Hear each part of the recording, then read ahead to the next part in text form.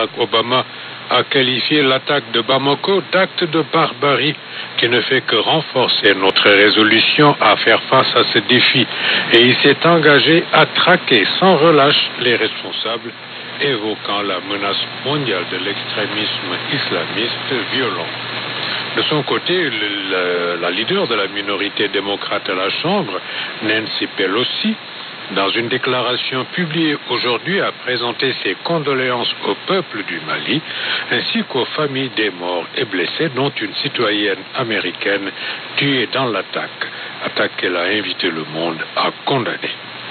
La région de Bruxelles a passé la journée de samedi en alerte maximum, avec métro et magasins fermés, forces de l'ordre massivement déployées par crainte d'une réplique des attentats de Paris, dont un suspect clé est toujours traqué. Face à une menace imminente, le gouvernement belge a relevé dans la nuit de vendredi à samedi son niveau d'alerte terroriste à 4 pour la région de Bruxelles.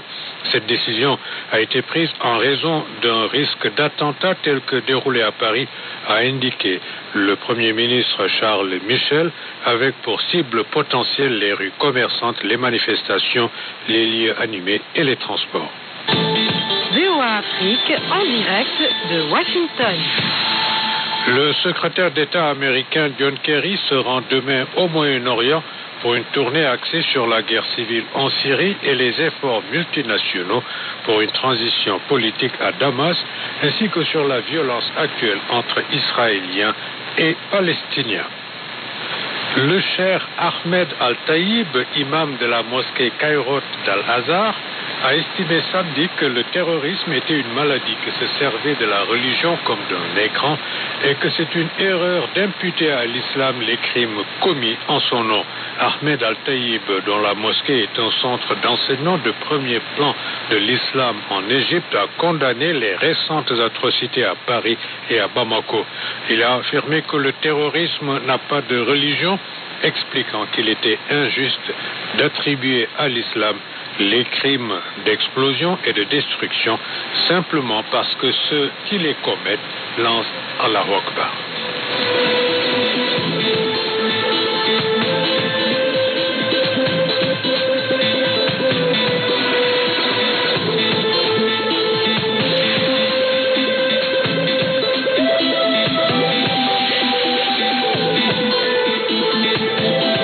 Soyez au cœur de l'info sur VOA Afrique.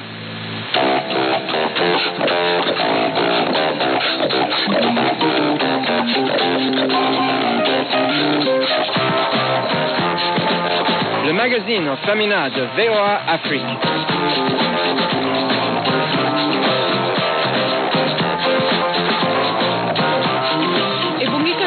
Spécialement, je vais envoyer la fille à l'école. La famille fait déjà les parents.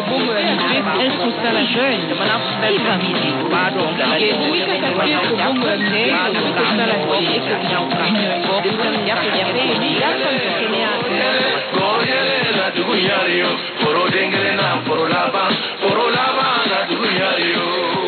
Aimez-vous porter des tenues traditionnelles ou préférez-vous la mode à l'occidentale? Pourquoi les jeunes suivent la mode venue d'ailleurs?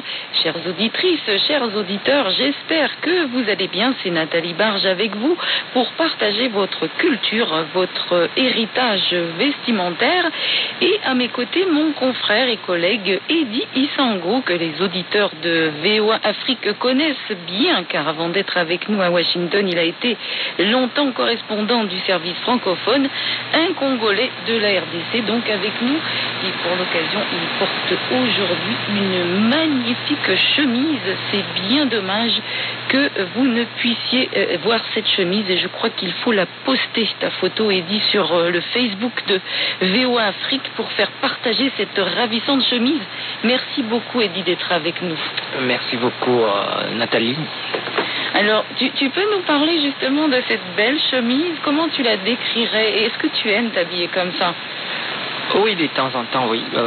C'est une chemise qui est commune aux Congolais, mais aussi aux Africains en général. C'est une chemise en pagne wax qui a été confectionnée avec broderie et des styles africains et congolais particulièrement, à la Mandela un peu.